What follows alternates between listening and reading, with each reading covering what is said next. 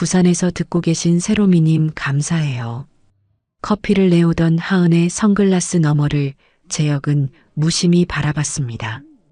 VIP 라운지 한쪽에서 회장은 직원의 태도를 곱씹으며 잠시 고개를 끄덕였죠. 하지만 그 순간만 해도 선글라스 뒤에 감춰진 진실을 그는 전혀 눈치채지 못했습니다. 그 여직원이 바로 자신의 친딸이라는 사실을요. 그 전에 잠깐 시청 전 구독과 좋아요 버튼 한번 누르고 더 많은 이야기를 전해보세요. 여러분의 이야기를 전하고 싶으면 지금 어디에서 영상을 보고 계신지 댓글로 남겨주세요. 다음 이야기 속에 반영하겠습니다. 그럼 편안한 시청하시고 오늘도 행복한 하루 되세요. 2025년 여름 서울 강남의 한복판에 솟아있는 금융지주 본사 건물은 마치 거대한 유리 기둥처럼 하늘을 찌르고 있었습니다. 30층 VIP 라운지는 오늘도 고급스러운 조명 아래 조용한 긴장감이 흐르고 있었죠. 어둠색 정장을 입은 임원들이 회의 테이블 주위에 둘러앉아 있고 그 중심에는 민재혁 회장이 자리하고 있었습니다.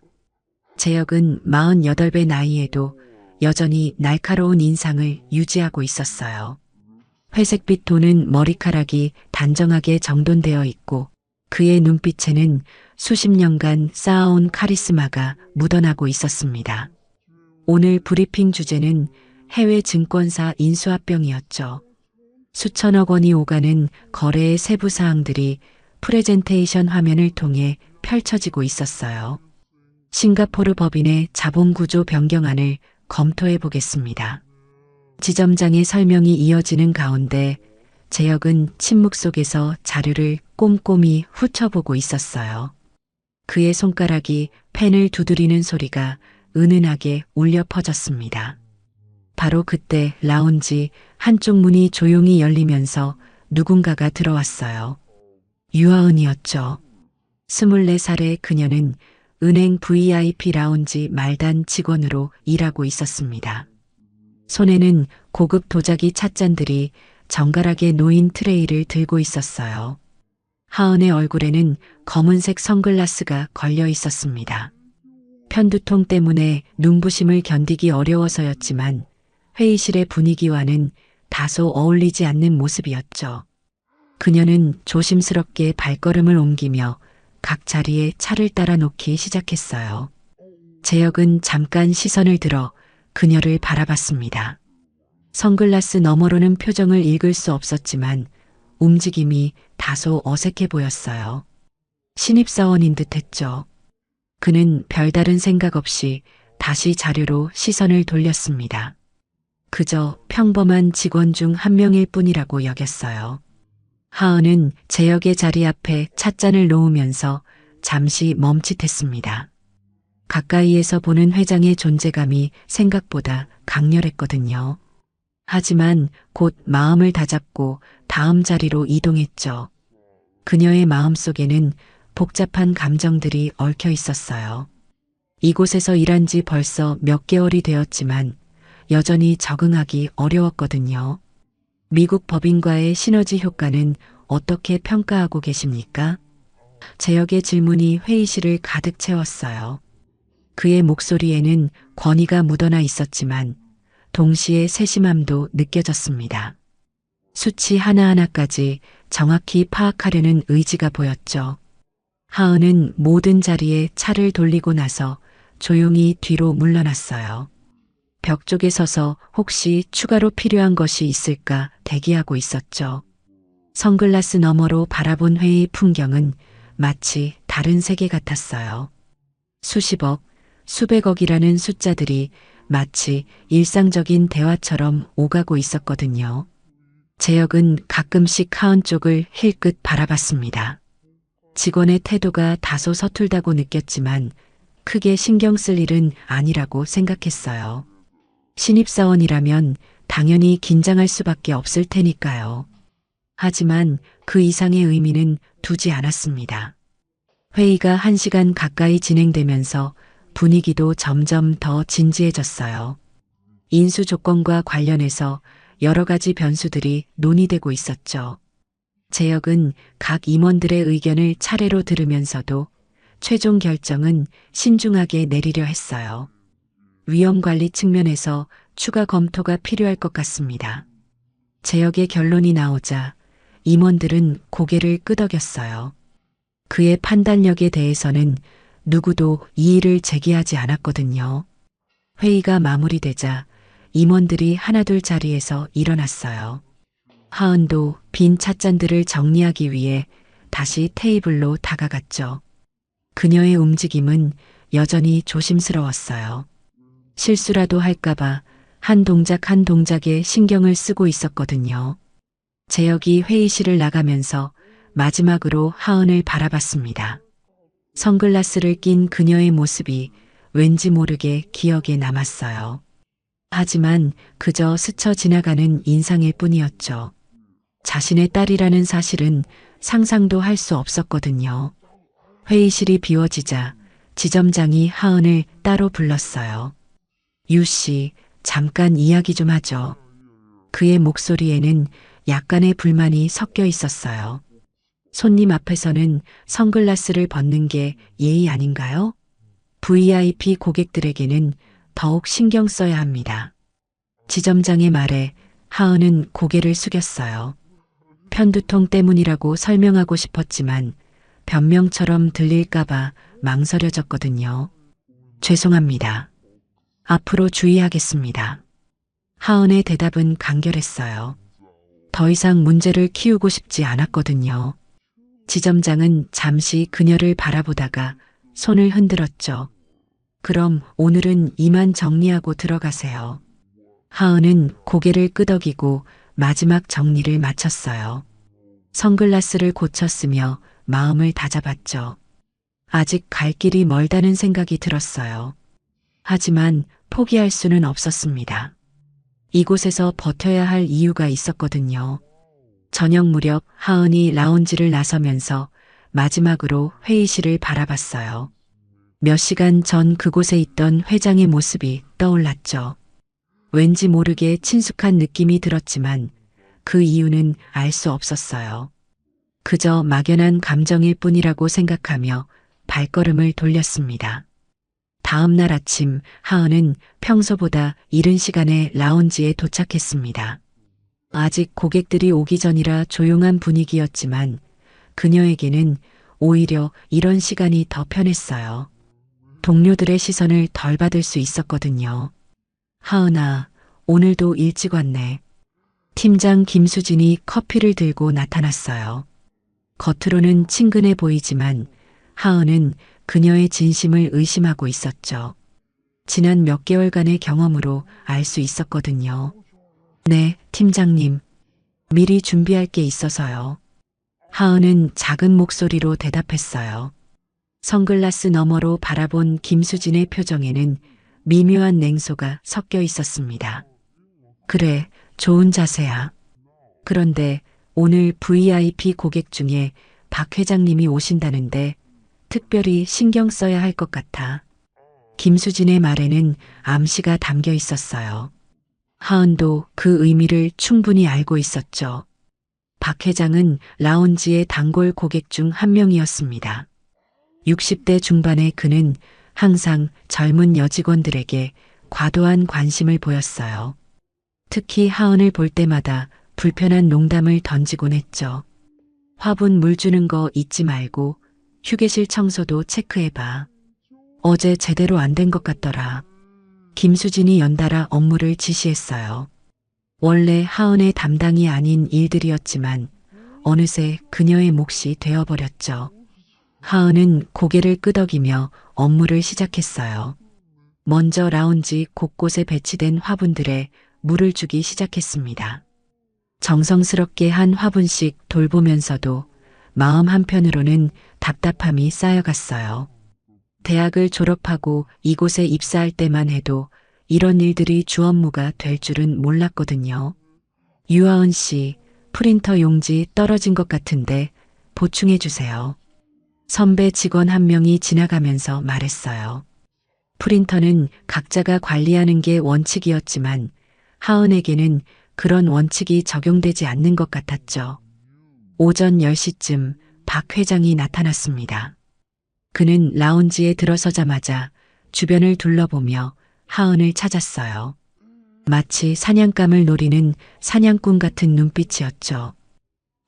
우리 예쁜 직원이 오늘도 선글라스를 끼고 있네. 왜 그렇게 얼굴을 가리고 있어? 박 회장이 하은에게 다가오면서 큰 소리로 말했어요. 주변에 있던 다른 고객들과 직원들이 모두 돌아봤습니다. 하은은 어색한 미소를 지으며 고개를 숙였어요. 안녕하세요, 회장님. 오늘도 방문해 주셔서 감사합니다. 그녀의 목소리는 떨리고 있었지만 최대한 차분하게 유지하려 노력했죠. 선글라스 좀 벗어봐. 젊은 아가씨가 왜 그렇게 얼굴을 가리고 있어? 우리가 못 볼 게 뭐 있다고. 박 회장은 하은의 선글라스를 가리키며 웃었어요. 하지만 그 웃음에는 불편한 의도가 담겨 있었습니다. 죄송합니다만 눈이 좀 예민해서. 하은이 조심스럽게 설명하려 했지만 박 회장은 들으려 하지 않았어요. 에이, 변명은. 고객한테 얼굴도 제대로 안 보여주고 뭐 하는 거야? 박 회장이 손을 뻗어 하은의 손등을 잡으려 했어요. 하은은 재빨리 뒤로 물러섰죠. 그 순간 김수진이 나타났습니다. 하지만 그녀의 반응은 하은이 기대했던 것과 달랐어요. 회장님, 죄송합니다. 저희 직원이 아직 서비스 교육이 부족해서요. 하은 씨, 고객분께 불편 드리면 안 되죠. 하은은 당황했어요. 자신을 보호해 줄 거라 생각했던 상사가 오히려 고객 편을 들고 있었거든요. 죄송합니다. 그녀는 다시 한번 고개를 숙일 수밖에 없었습니다. 그래. 젊은 애가 좀 더 밝게 웃어야지. VIP 라운지는 얼굴이 전부라고.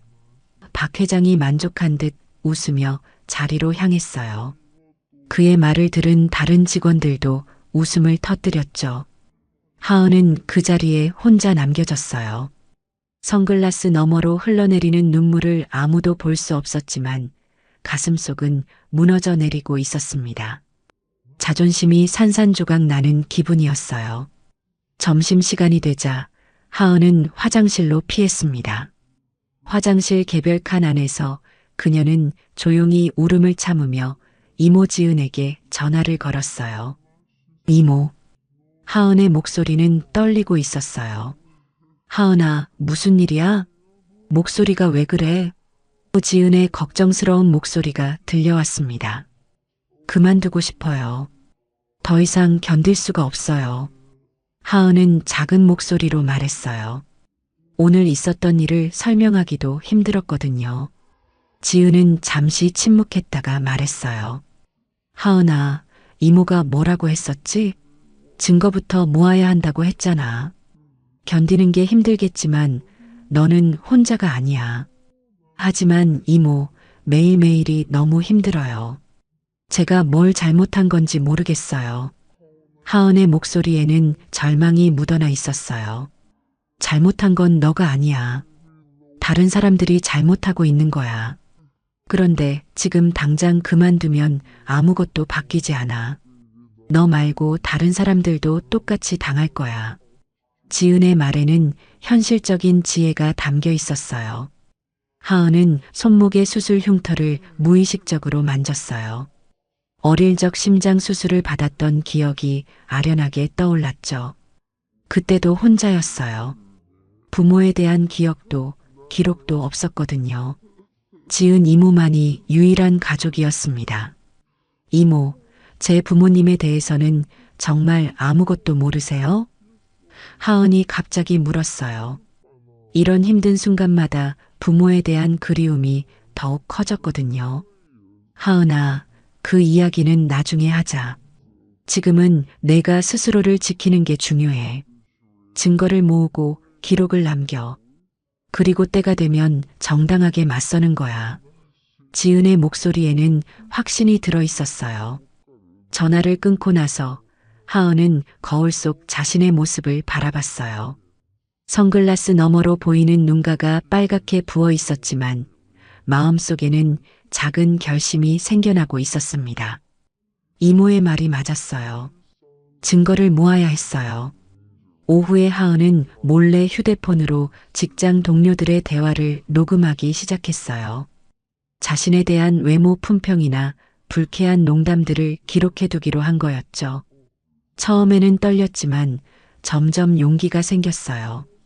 VIP 라운지는 진짜 얼굴이 전부지. 예쁘면 살아남고 아니면 도태되는 거야. 선배 직원들의 대화가 녹음되고 있었어요. 하은이는 선글라스 때문에 얼굴을 제대로 못 보겠네. 혹시 못생겨서 가리는 건 아니겠지? 또 다른 직원의 목소리도 담겼습니다. 하은은 이런 대화들을 들으면서도 표정을 유지해야 했어요. 마치 아무것도 듣지 못한 것처럼 행동해야 했거든요. 하지만 마음속으로는 이 모든 것들이 언젠가는 정의로 돌아올 거라고 믿고 있었습니다. 하루를 마치고 라운지를 나서면서 하은은 오늘도 버텨냈다는 안도감과 함께 내일에 대한 걱정이 몰려왔어요. 하지만 이제는 무작정 참기만 하지 않을 거였습니다. 증거를 모으고 기록을 남기며 언젠가는 당당하게 맞설 날을 준비하고 있었거든요. 민재혁은 월요일 아침 일찍 사무실에 도착해 창밖을 바라보고 있었습니다. 30층 높이에서 내려다보는 서울 시내는 여전히 분주했지만 그의 마음속에는 묘한 불안감이 자리 잡고 있었어요. 지난 주말 내내 신경 쓰이는 일이 하나 있었거든요. 부회장 오태곤이 금요일 저녁 회식 자리에서 흘린 말 때문이었습니다. 회장님, 라운지 직원들 사이에서 재미있는 소문이 돌고 있던데요. 오태곤의 음성에는 특유의 음흉함이 배어 있었어요. 어떤 직원과 회장님이 사적으로 가깝다는 이야기가 있더군요. 재혁은 그 순간 오태곤의 진짜 의도를 파악했어요. 자신을 끌어내리기 위한 정치적 공작의 시작이라는 것을 말이죠. 오태곤은 오래전부터 회장 자리를 노려왔고 어떤 수단이든 가리지 않는 인물이었거든요. 구체적으로 어떤 소문인가? 재혁이 냉정하게 물었을 때 오태곤은 애매하게 웃으며 대답했어요. 아, 그냥 직원들 사이의 잡담 수준입니다. 하지만 요즘 같은 시대에는 이런 것도 조심해야 하지 않겠습니까? 재혁은 주말 내내 그 대화를 곱씹어 봤어요. 오태곤이 구체적인 근거도 없이 그런 말을 꺼낸 것은 분명히 의도가 있을 거였습니다. 아마도 라운지에서 무슨 일이 벌어지고 있는지 미리 파악해 두려는 것 같았어요. 월요일 오전 9시 재혁은 준법 감시실장 최수연을 불렀습니다. 수연은 33살의 나이에 이미 법무 분야에서 인정받는 전문가였어요. 꼼꼼하고 원칙적인 성격으로 재혁의 신뢰를 받고 있었죠. 수연 실장 라운지 운영 현황에 대해 전반적인 점검이 필요할 것 같습니다. 재혁이 말하자 수연은 즉시 이해했어요. 회장이 이런 식으로 말할 때는 반드시 이유가 있다는 것을 알고 있었거든요. 어떤 부분을 중점적으로 살펴보시길 원하십니까? 수연의 질문에 재혁은 잠시 생각했어요. 직접적으로 소문에 대해 언급하기보다는 전체적인 직장 환경을 점검하는 게 좋겠다고 판단했거든요. 직원들의 근무 환경, 고객 응대 과정, 그리고 내부 커뮤니케이션 방식을 종합적으로 검토해 보세요. 특히 직장 내 괴롭힘이나 부적절한 행위가 있는지 확인이 필요합니다. 재혁의 지시는 명확했어요. 수연은 고개를 끄덕이며 메모를 했어요. 조사 범위와 방법에 대해서는 어떻게 진행하면 될까요? 은밀하게 진행하되 객관적인 증거를 확보하는 데 집중하세요. 단순한 추측이나 소문이 아니라 검증 가능한 자료가 필요합니다. 재혁의 말에는 확고한 원칙이 담겨 있었어요. 수연이 사무실을 나간 후 재혁은 다시 창밖을 바라봤습니다. 사실 그의 마음 한편에는 지난주 라운지에서 본 선글라스를 낀 직원이 계속 떠오르고 있었어요. 왜 그런지 모르겠지만 그 직원에게서 뭔가 익숙한 느낌을 받았거든요. 한편 수연은 즉시 조사에 착수했어요. 먼저 라운지 직원들의 내부 커뮤니케이션 도구들을 점검하기 시작했죠. 회사에서 제공하는 메신저와 이메일은 물론 비공식적인 단체 대화방들도 모니터링 대상에 포함시켰어요. 조사 이틀째 수연은 충격적인 발견을 했습니다. 라운지 직원들의 단톡방에서 특정 직원을 대상으로 한 조직적인 괴롭힘의 증거를 찾아낸 거였어요. 유아은이라는 신입사원이 지속적으로 따돌림과 희롱을 당하고 있었던 것이죠. 이건 단순한 직장 내 갈등 수준이 아니네요. 수연이 혼잣말을 하며 캡처된 대화 내용들을 살펴봤어요. 외모 품평, 성희롱적 발언, 업무 차별 등이 일상적으로 벌어지고 있었거든요. 더 놀라운 것은 이런 괴롭힘에 고객들도 가담하고 있다는 사실이었어요. 특정 VIP 고객이 젊은 여직원에게 부적절한 행동을 하는 것을 동료들이 방관하거나 심지어 부추기고 있었던 거죠. 수연은 추가 조사를 위해 라운지의 보안 카메라 영상도 확인해 봤어요. 물론 음성은 녹음되지 않았지만 신체 언어와 상황만으로도 충분히 문제의 심각성을 파악할 수 있었습니다. 이 정도면 명백한 직장 내 괴롭힘이고 성희롱도 포함되어 있어 수연은 증거들을 정리하며 회장에게 보고할 준비를 했어요. 하지만 동시에 왜 회장이 갑자기 이런 조사를 지시했는지도 궁금했죠. 그 시각 재혁은 오태곤과 마주치게 되었어요. 엘리베이터에서 우연히 만난 거였는데 오태곤이 먼저 말을 걸어왔습니다. 회장님, 라운지 쪽 조사 소식을 들었습니다. 혹시 제가 말씀드린 소문과 관련이 있나요? 오태곤의 질문에는 가시가 돋아 있었어요. 소문이 아니라 정당한 업무 프로세스입니다. 직원 보호는 경영진의 당연한 책임이죠. 재혁의 대답은 단호했어요. 오태곤의 의도를 정확히 꿰뚫어 보고 있었거든요. 물론입니다. 다만 요즘 같은 시대에는 오해의 소지가 없도록 조심해야 하지 않겠습니까? 오태곤이 의미심장하게 웃으며 말했어요. 재혁은 오태곤을 정면으로 바라봤습니다. 오해라는 게 무엇인지 구체적으로 설명해 보시죠. 그의 목소리에는 경고가 담겨 있었어요. 그냥 일반론적인 말씀입니다. 하지만 특정 직원과의 관계에 대한 소문은 조심스럽게 다뤄야 한다고 생각해서요. 오태곤은 여전히 모호한 표현을 사용했어요. 엘리베이터가 오태곤의 층에 도착하자 그는 나가면서 마지막으로 말했어요. 회장님의 현명한 판단을 믿습니다. 하지만 그의 눈빛에는 다른 의미가 담겨 있었죠. 재혁은 혼자 남은 엘리베이터 안에서 깊은 한숨을 내쉬었어요. 오태곤이 무엇을 노리는지 이제 더욱 명확해졌거든요. 라운지 직원과의 가상의 스캔들을 만들어서 자신을 실각시키려는 계획인 것 같았어요. 하지만 재혁은 그런 정치적 공작에 휘둘리지 않을 생각이었습니다. 원칙과 절차에 따라 직원 보호에 집중하기로 했어요. 실제로 괴롭힘이 벌어지고 있다면 그것부터 해결해야 했거든요. 수연이 예비조사 결과를 가지고 온 것은 그날 오후였어요. 회장님, 라운지에서 심각한 문제가 발견되었습니다. 그녀의 표정은 어느 때보다 심각했어요. 어떤 문제입니까? 재혁이 물었을 때 수연은 정리한 자료를 내밀었어요. 유아은이라는 신입사원이 조직적인 괴롭힘을 당하고 있습니다. 동료들의 따돌림은 물론 일부 VIP 고객들의 성희롱도 문제가 되고 있어요. 수연의 보고에 재혁의 표정이 굳어졌어요. 증거는 확실합니까?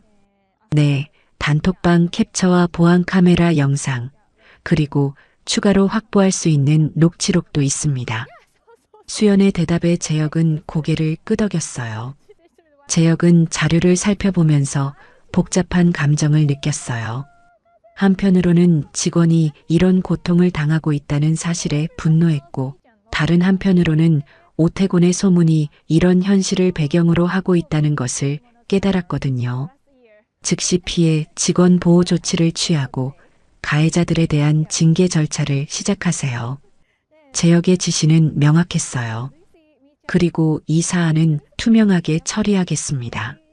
수연이 나간 후 재혁은 다시 창밖을 바라봤어요. 유아은이라는 이름이 왠지 익숙하게 느껴졌지만 그 이유는 알 수 없었습니다. 단지 한 직원이 부당한 대우를 받고 있다는 사실만으로도 충분히 행동할 이유가 되었어요. 재혁은 그날 밤 잠을 이루지 못했습니다. 수연의 보고서를 읽으면서 계속해서 떠오르는 생각이 있었거든요. 유아은이라는 이름, 그리고 지난주 라운지에서 본 그 직원의 모습이 자꾸만 머릿속을 맴돌았어요. 왜 그런지 모르겠지만 뭔가 중요한 단서를 놓치고 있는 것 같은 기분이었습니다. 다음 날 아침 재혁은 평소보다 일찍 사무실에 도착해서 오래된 인사 파일들을 뒤져봤어요. 하지만 유아은에 대한 개인정보는 최소한만 기록되어 있었죠. 입사 지원서에는 보호자로 이모의 이름만 적혀 있고 부모에 대한 기록은 전혀 없었어요. 이상하네. 재혁이 혼잣말을 하며 파일을 다시 살펴봤습니다. 보통 신입사원 채용 과정에서는 가족관계 증명서를 제출하게 되어 있는데 하은의 경우에는 그런 서류가 없었거든요. 대신 이모와의 관계를 증명하는 서류만 있었어요. 점심시간에 재혁은 오랜 친구이자 전 비서실장이었던 강명수를 만났습니다. 명수는 현재 은퇴했지만 과거 그룹의 내부 사정을 가장 잘 아는 사람 중 하나였어요. 조용한 카페에서 만난 두 사람은 오랜만에 재회를 반가워했죠. 형님, 오늘은 무슨 일로 저를 부르셨나요? 명수가 커피를 마시며 물었어요. 재혁의 표정이 평소와 다르다는 것을 눈치챘거든요. 재혁은 잠시 망설이다가 입을 열었습니다. 명수야, 2001년 일에 대해 이야기할 수 있을까? 그 질문에 명수의 얼굴이 순간 굳어졌어요. 왜 갑자기 그 시절 이야기를?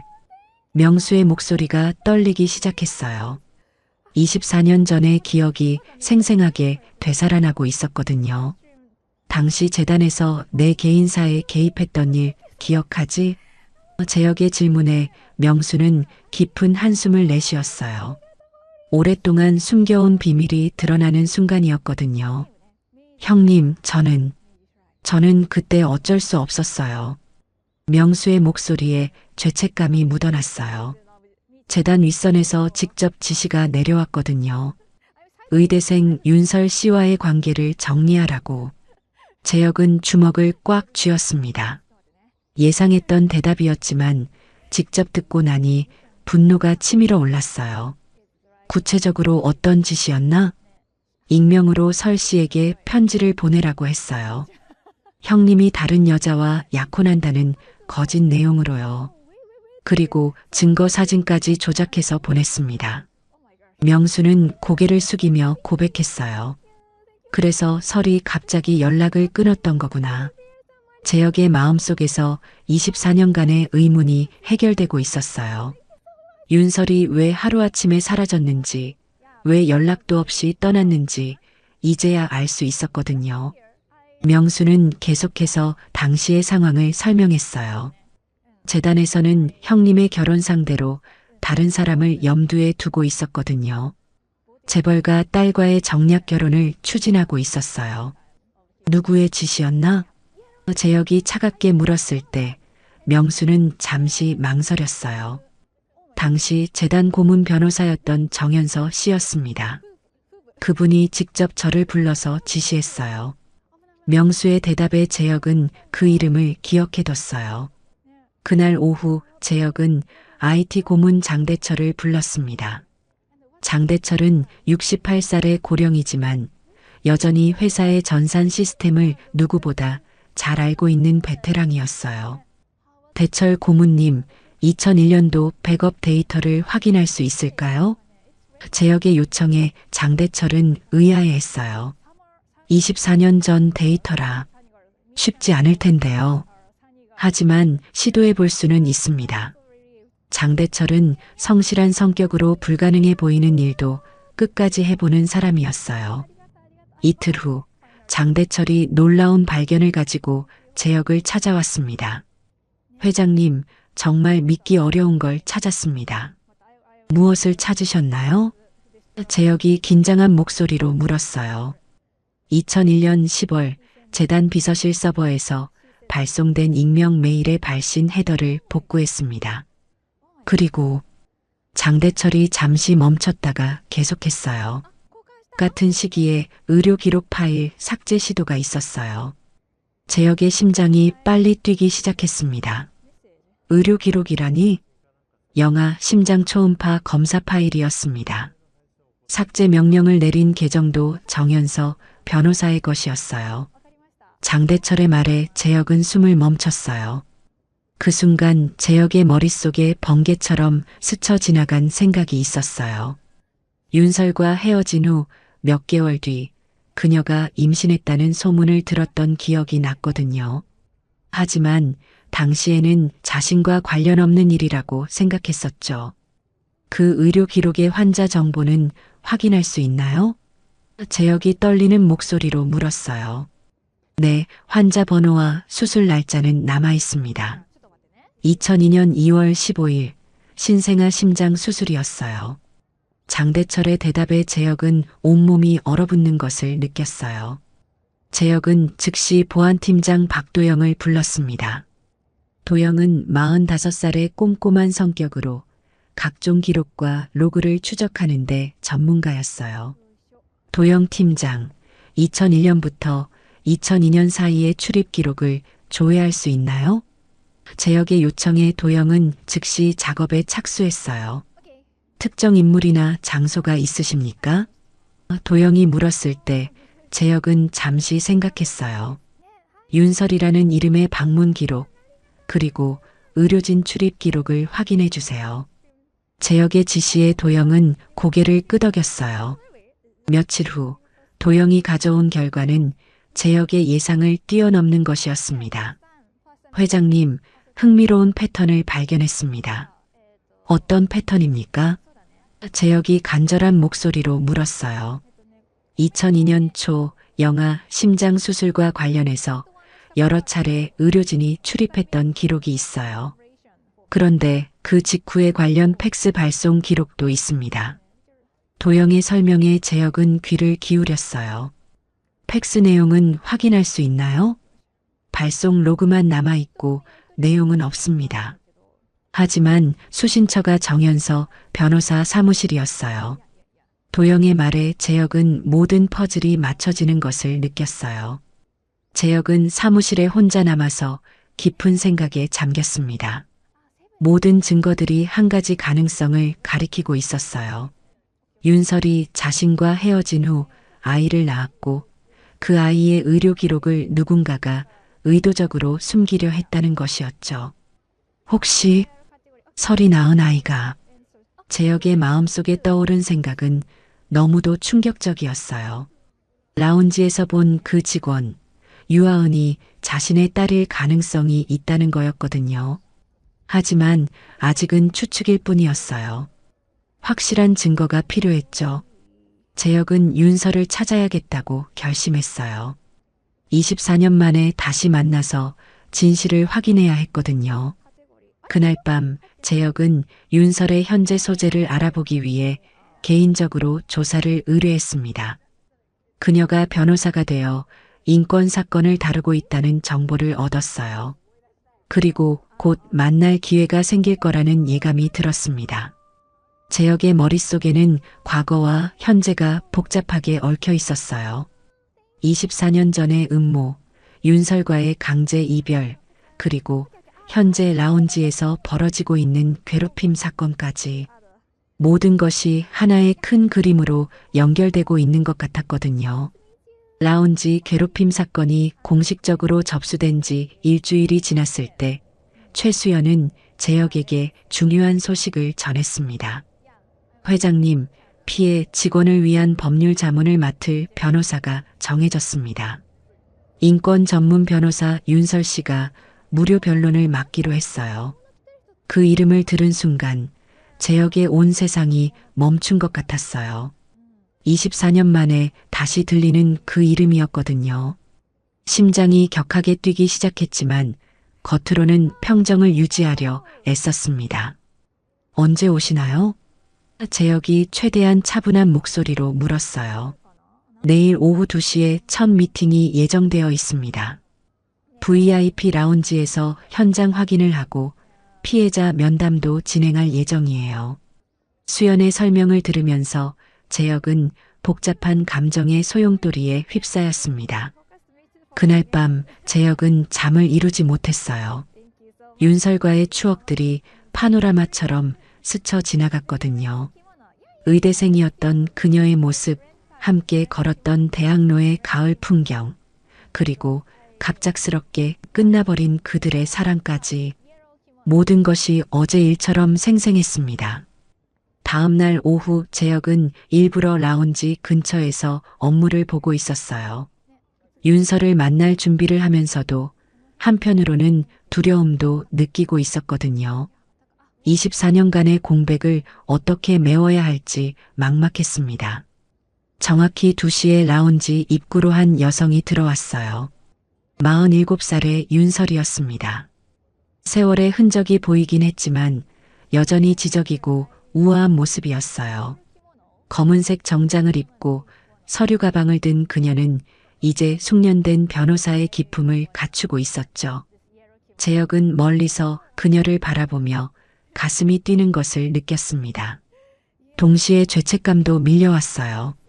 자신이 알지 못했던 진실들, 그리고 그녀가 혼자 감당해야 했을 고통들을 생각하니 마음이 아팠거든요. 윤설은 최수연과 함께 라운지 내부를 둘러보기 시작했어요. 직원들의 업무 환경을 꼼꼼히 살펴보고 고객들과의 접촉 지점들을 확인했죠. 변호사로서의 전문성이 드러나는 순간이었습니다. 피해자는 어디에 있나요? 윤설이 수연에게 물었을 때 하은이 복도 저편에서 나타났어요. 선글라스를 낀 채 조심스럽게 걸어오는 모습이었죠.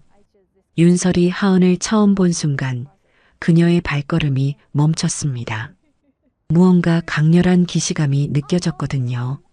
하은의 얼굴 윤곽, 걸음걸이, 심지어 고개를 숙이는 습관까지 모든 것이 자신의 젊은 시절을 보는 것 같았어요. 안녕하세요. 변호사님이시죠? 하은이 작은 목소리로 인사했어요. 선글라스 너머로도 긴장한 기색이 역력했습니다. 네, 윤설이라고 합니다. 앞으로 당신의 사건을 담당하게 될 거예요. 윤설의 목소리는 따뜻했지만 마음속으로는 큰 충격을 받고 있었어요. 이 아이에게서 느껴지는 친숙함이 단순한 착각이 아닐 것 같았거든요. 그때 재혁이 복도에 나타났습니다. 24년 만의 재회였죠. 윤설과 재혁의 시선이 마주치는 순간 시간이 정지한 것 같았어요. 두 사람 모두 말을 잃었습니다. 재혁이 간신히 그녀의 이름을 불렀어요. 목소리가 떨리고 있었죠. 재혁? 윤설도 그의 이름을 조용히 불렀습니다. 24년간 억눌러온 감정들이 한순간에 터져 나올 것 같았어요. 하은과 수연은 두 사람 사이의 긴장감을 느끼고 잠시 자리를 피했습니다. 복도에는 재혁과 윤설만 남게 되었어요. 오랜만이야. 재혁이 먼저 입을 열었어요. 말하고 싶은 것들이 너무 많았지만 어디서부터 시작해야 할지 몰랐거든요. 정말 오랜만이네. 윤설의 목소리에는 복잡한 감정이 묻어 있었어요. 그리움과 원망, 그리고 말할 수 없는 비밀의 무게까지. 당시 일에 대해서 할 말이 있어. 재혁이 조심스럽게 말했을 때 윤설은 손을 들어 그를 막았어요. 지금은 때가 아니야. 우선 이 아이의 문제부터 해결하자. 윤설의 말에는 확고한 의지가 담겨 있었어요. 개인적인 감정보다 의뢰인의 권익을 우선시하는 전문가의 모습이었죠. 재혁은 그녀의 변화를 느꼈어요. 20대에 순수했던 의대생이 아니라 이제는 강인하고 원칙적인 변호사가 되어 있었거든요. 그 변화 뒤에 숨겨진 이야기들이 궁금했지만 지금은 참아야 할 때였습니다. 물론이야. 직원 보호가 최우선이지. 재혁도 전문적인 어조로 대답했어요. 하지만 마음속으로는 윤설과 단둘이 이야기할 기회를 기다리고 있었죠. 며칠 후 윤설은 하은과의 면담을 통해 괴롭힘의 실상을 파악했습니다. 단순한 직장 내 갈등이 아니라 조직적이고 지속적인 인권 침해였다는 것을 확인한 거였어요. 하은 씨, 용기 내서 신고해줘서 고마워요. 이런 일은 절대 혼자 감당할 일이 아니에요. 윤설의 말에 하은은 처음으로 마음의 위안을 느꼈어요. 변호사님, 제가 이기기 어려운 싸움인 것 같아요. 상대는 큰 회사고 저는 그냥 말단 직원이거든요. 하은의 목소리에는 체념이 섞여 있었어요. 절대 그렇지 않아요. 법 앞에서는 모든 사람이 평등해요. 그리고 당신에게는 정당한 권리가 있어요. 윤설의 확신에 찬 목소리에 하은은 희망을 느끼기 시작했어요. 윤설은 하은을 보면서 계속해서 묘한 감정을 느끼고 있었어요. 마치 거울을 보는 것 같은 느낌이었거든요. 하은의 말투, 손짓, 심지어 생각하는 방식까지 모든 것이 친숙했습니다. 그날 저녁 윤설은 재혁에게 별도로 만나자는 연락을 보냈어요. 개인적인 이야기를 할 시간이 된 것 같았거든요. 두 사람은 조용한 카페에서 만났습니다. 재혁아, 24년 전 일에 대해서 이야기하자. 윤설이 먼저 입을 열었어요. 그녀의 목소리에는 결연함이 담겨 있었죠. 설, 나는 정말 몰랐어. 당시 재단에서 우리를 갈라놓으려고 음모를 꾸몄다는 걸 최근에야 알았어. 재혁의 고백에 윤설은 놀라지 않았어요. 이미 예상했던 일이었거든요. 나도 나중에 알았어. 하지만 그때는 이미 너무 늦었지. 윤설의 말에는 깊은 아픔이 담겨 있었어요. 설, 혹시 재혁이 가장 중요한 질문을 하려는 순간 윤설이 그를 막았어요. DNA 확인은 아이의 동의가 먼저야. 윤설의 말에 재혁은 그녀가 무엇을 말하려는지 정확히 알 수 있었어요. 두 사람은 서로를 바라보며 24년간의 공백을 확인했습니다. 사랑하는 사람을 잃었던 슬픔, 혼자 감당해야 했던 고통, 그리고 지금까지 숨겨온 비밀까지 모든 것이 이제야 드러나기 시작했어요. 우선 아이를 보호하는 것부터 시작하자. 다른 것들은 천천히. 윤설의 제안에 재혁은 고개를 끄덕였어요. 과거의 연인이 아니라 현재는 아이의 보호자이자 동맹으로서 협력하기로 한 거였죠. 그날 밤 두 사람은 각자의 집으로 돌아가면서 복잡한 감정을 정리하고 있었어요. 재혁은 자신이 아버지일 가능성에 대해 생각하고 있었고 윤설은 이제야 진실을 말할 때가 되었다는 것을 느끼고 있었습니다. 월요일 아침 그룹 본사 대강당에는 긴장감이 맴돌고 있었습니다. 해외 증권사 인수합병 발표회가 예정되어 있었거든요. 수백 명의 기자들과 애널리스트들이 자리를 가득 메우고 있었어요. 재혁은 발표 직전까지도 윤설과 하은의 일을 생각하고 있었지만 지금은 회장으로서의 역할에 집중해야 했습니다. 부회장 오태고는 발표회장 뒤편에서 기자들과 은밀한 대화를 나누고 있었어요. 그의 얼굴에는 음험한 미소가 떠올라 있었죠. 오늘이야말로 재혁을 실각시킬 절호의 기회라고 생각하고 있었거든요. 회장님과 라운지 직원의 불미스러운 관계에 대해 어떻게 생각하세요? 한 기자가 오태곤에게 조용히 물었어요. 이미 사전에 정보를 흘려두었던 것이었죠. 글쎄요, 저로서는 뭐라 말씀드리기 어렵네요. 하지만 요즘 같은 시대에는 투명성이 중요하지 않겠습니까? 오태곤의 대답은 교묘했어요. 직접적으로 비난하지 않으면서도 의혹을 증폭시키는 방식이었거든요. 발표가 시작되자 재혁은 단상에 올라 준비된 발표를 시작했습니다. 오늘 우리는 글로벌 금융시장에서 새로운 도약을 위한 중요한 발걸음을 내딛습니다. 그의 목소리는 여전히 안정적이었지만 마음 한편으로는 불안감이 자리 잡고 있었어요. 발표가 중반에 이르렀을 때 한 기자가 손을 들었습니다. 회장님, 최근 라운지 직원과의 개인적 관계에 대한 소문이 있는데 이에 대해 어떻게 생각하십니까? 강당안이 순간 조용해졌어요. 재혁은 예상했던 질문이었지만 실제로 듣고 나니 분노가 치밀어 올랐습니다. 하지만 감정을 드러내지 않고 차분하게 대답했어요. 근거 없는 소문에 대해서는 논평하지 않겠습니다. 다만 직원 보호는 경영진의 당연한 책임이라는 점을 말씀드리고 싶습니다. 재혁의 대답은 간결했지만 단호했어요. 그 순간 오태곤이 일어섰습니다. 회장님, 제가 추가로 설명해 드리겠습니다. 그의 등장에 기자들의 관심이 집중되었어요. 최근 라운지에서 일어난 일련의 사건들을 보면 특정 직원에 대한 회장님의 각별한 관심이 눈에 띕니다.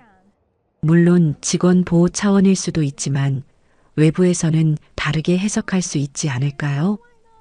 오태곤의 말에는 교묘한 독이 들어 있었어요. 재혁은 오태곤을 정면으로 바라봤습니다. 부회장님, 구체적으로 어떤 사실에 근거해서 그런 말씀을 하시는 건가요? 사실이라기보다는 임직원들 사이에서 나도는 이야기들을 종합해 본 것입니다. 하지만 상장사 최고 경영자로서는 이런 오해의 소지도 조심해야 하지 않겠습니까? 오태곤은 여전히 직접적인 비난은 피하면서도 의혹을 키우고 있었어요. 바로 그때 강당 뒤쪽 문이 열리면서 최수연이 들어왔습니다. 그녀의 손에는 두꺼운 서류 뭉치가 들려 있었어요. 재혁과 눈을 마주친 수연은 고개를 끄덕였죠. 모든 준비가 완료되었다는 신호였습니다. 잠깐만요. 수연이 기자들 앞으로 나서면서 말했어요. 준법감시실장으로서 이 자리에서 정확한 사실을 공개하겠습니다.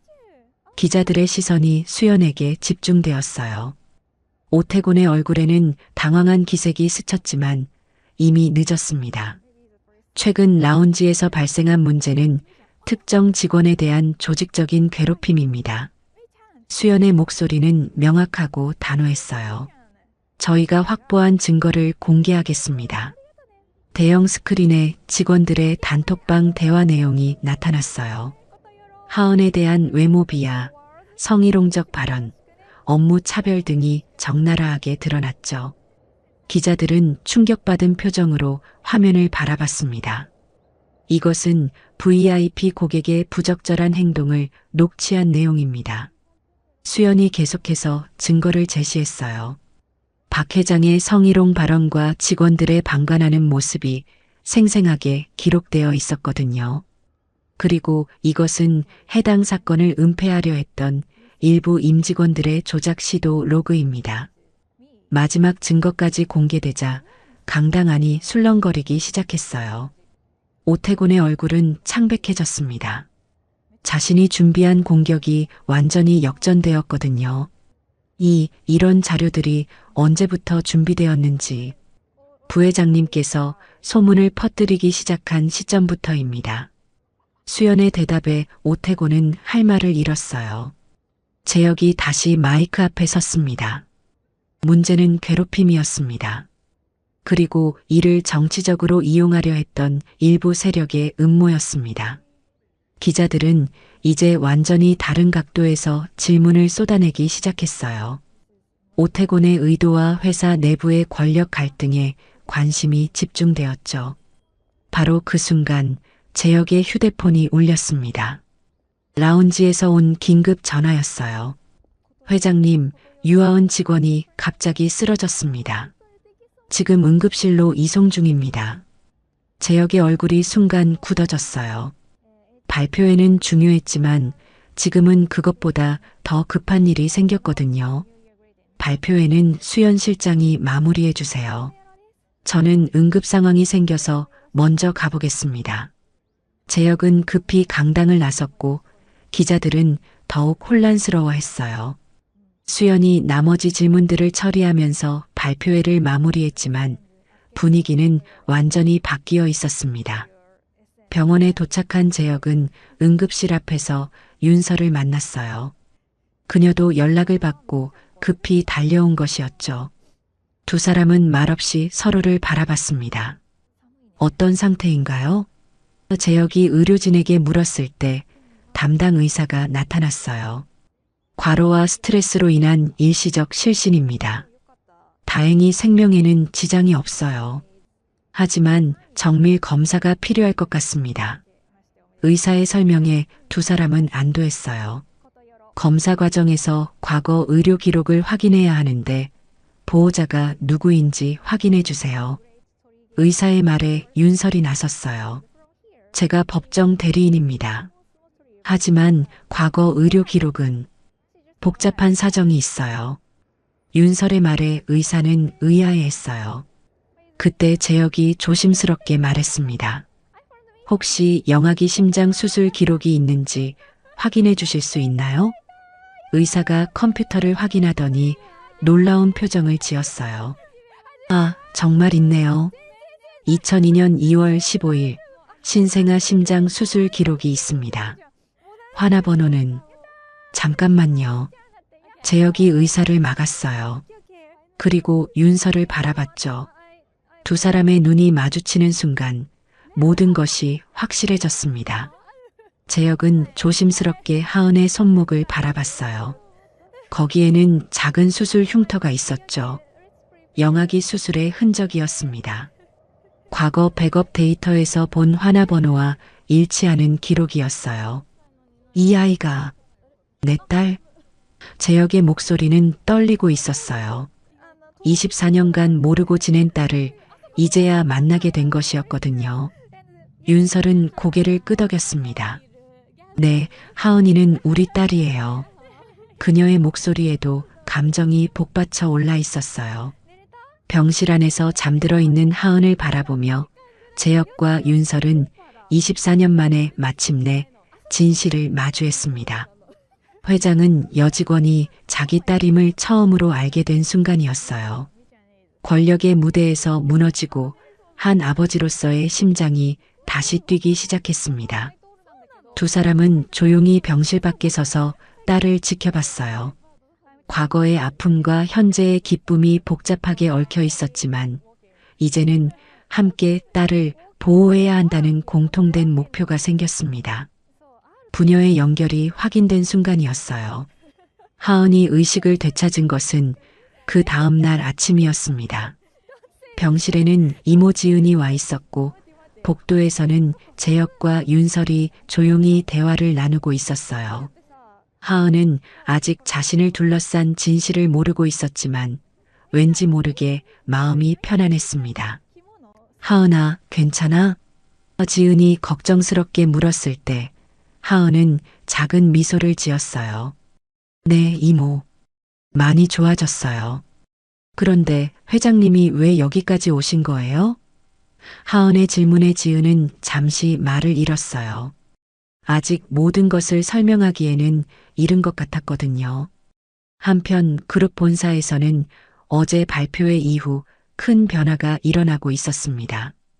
오태곤의 음모가 완전히 폭로되면서 이사회에서는 긴급회의가 소집되었어요. 재혁은 병원에서 돌아와 즉시 이사회에 참석했습니다. 회장님, 어제 일로 인해 회사 이미지에 큰 타격이 있었습니다. 한 이사가 우려를 표명했을 때 재혁은 차분하게 대답했어요. 오히려 이번 기회에 우리 조직의 문제점을 정면으로 해결할 수 있게 되었습니다.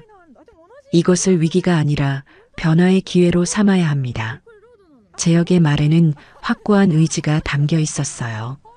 재혁은 준비해온 서류를 꺼냈습니다. 이사회에 정식으로 제안하겠습니다. 저는 회장직을 사임하고 새로 설립할 투명금융재단의 이사장으로 이동하겠습니다. 이사회실이 순간 정적에 휩싸였어요. 누구도 예상하지 못한 발표였거든요. 재혁은 계속해서 자신의 계획을 설명했습니다. 투명금융재단은 직장 내 괴롭힘 피해자 지원, 청년 일자리 창출, 그리고 금융 소외계층 지원을 목적으로 합니다. 제가 직접 이 일에 전념하겠습니다. 재혁의 결정에는 개인적인 깨달음도 큰 영향을 미쳤어요.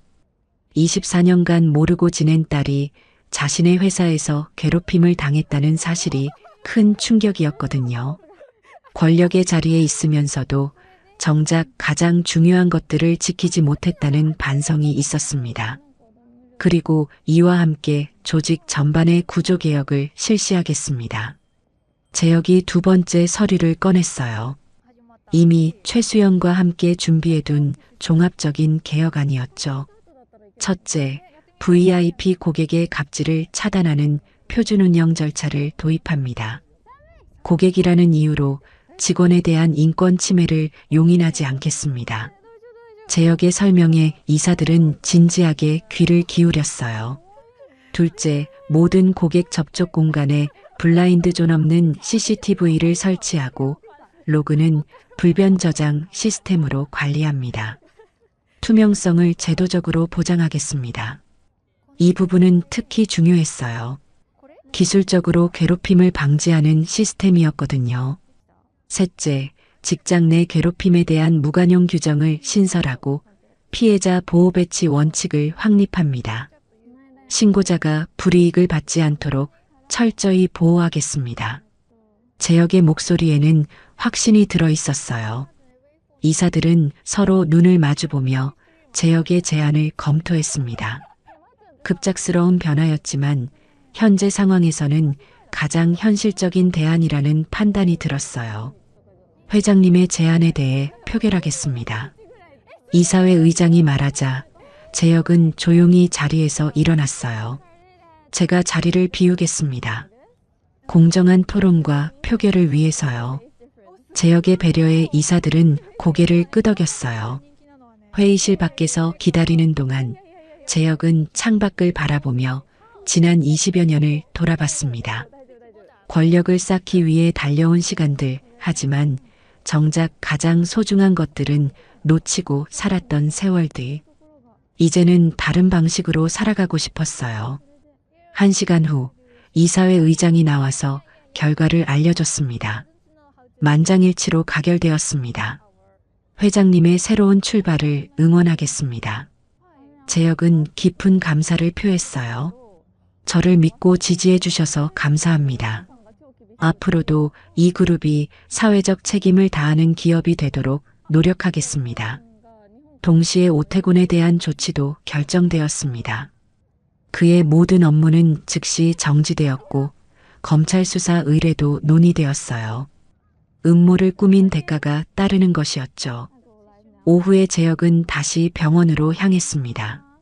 하은은 많이 회복되어 있었고 윤설과 대화를 나누고 있었어요. 재혁이 나타나자 하은은 조심스럽게 인사했습니다. 회장님, 병문안까지 와주셔서 감사합니다.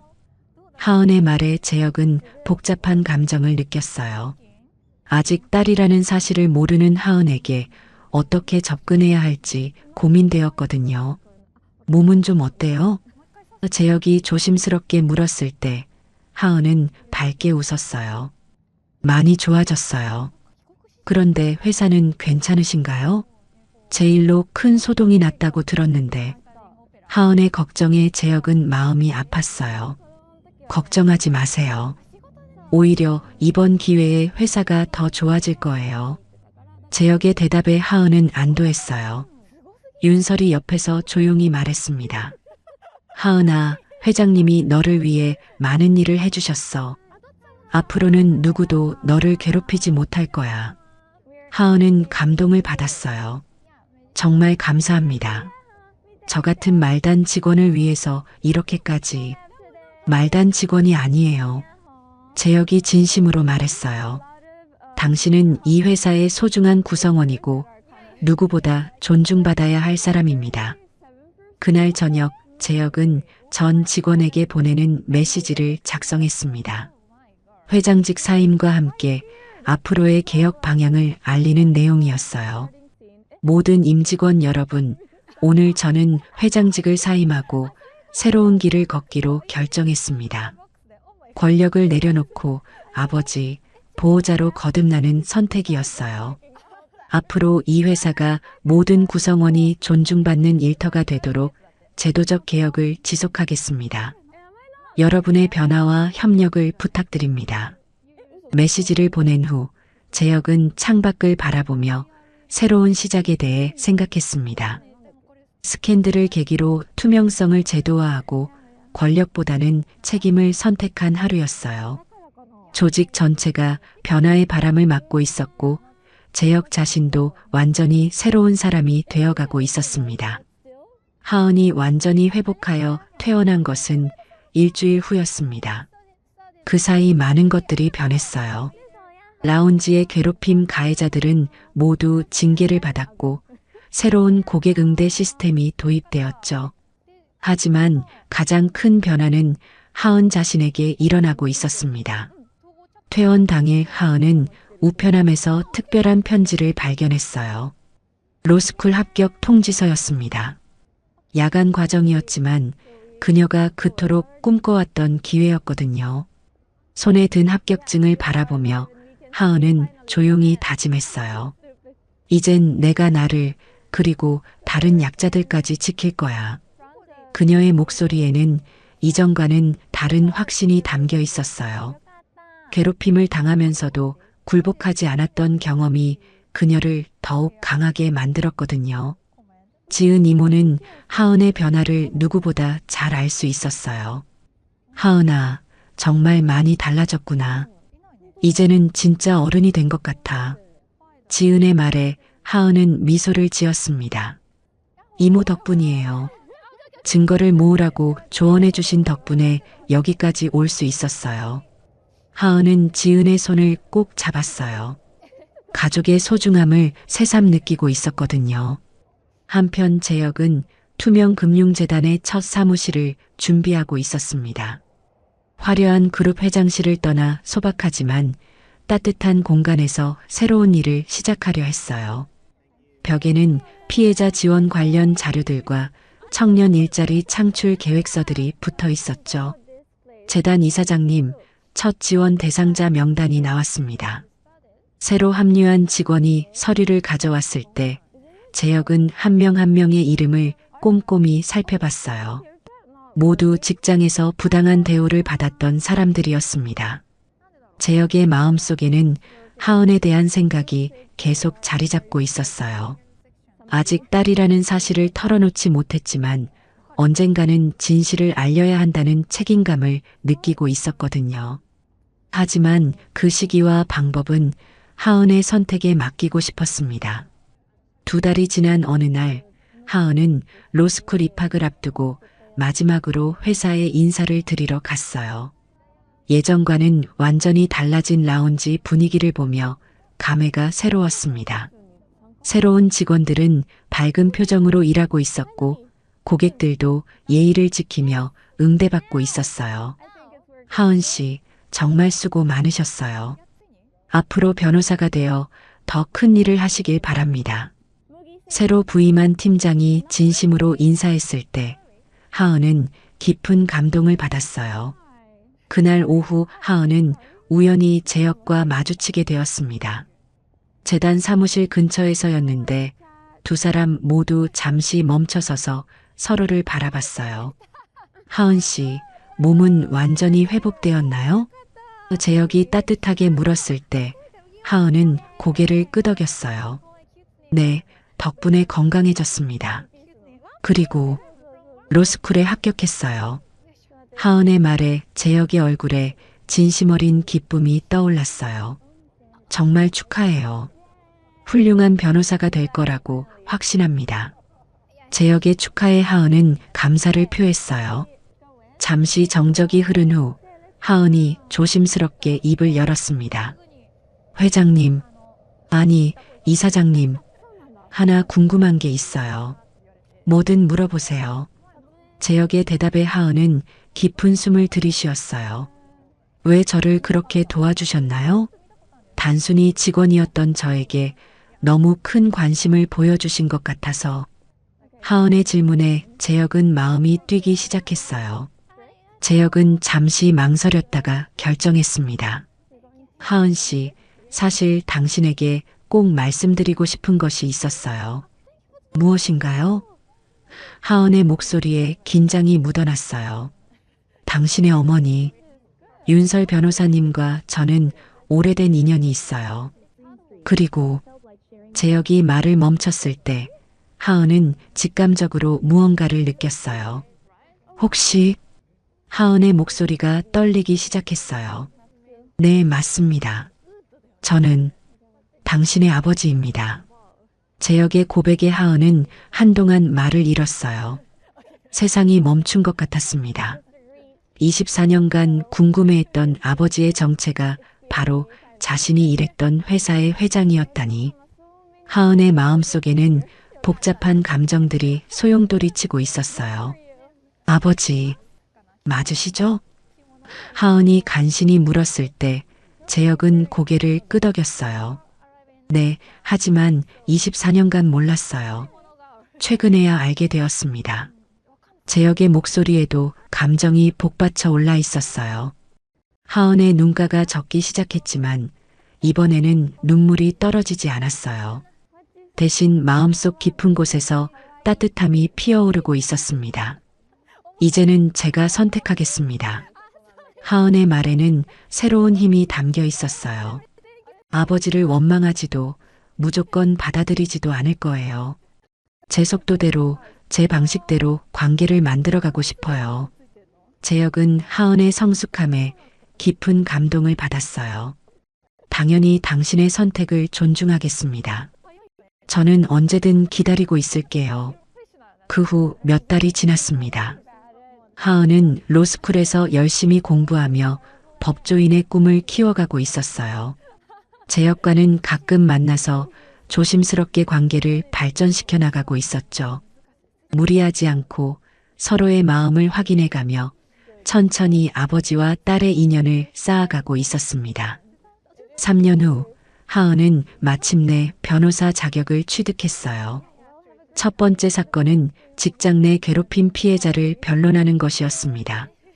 법정에서 당당하게 변론하는 하은의 모습을 보며 방청석에 앉아있던 재혁과 윤설은 자랑스러움을 감출 수 없었어요.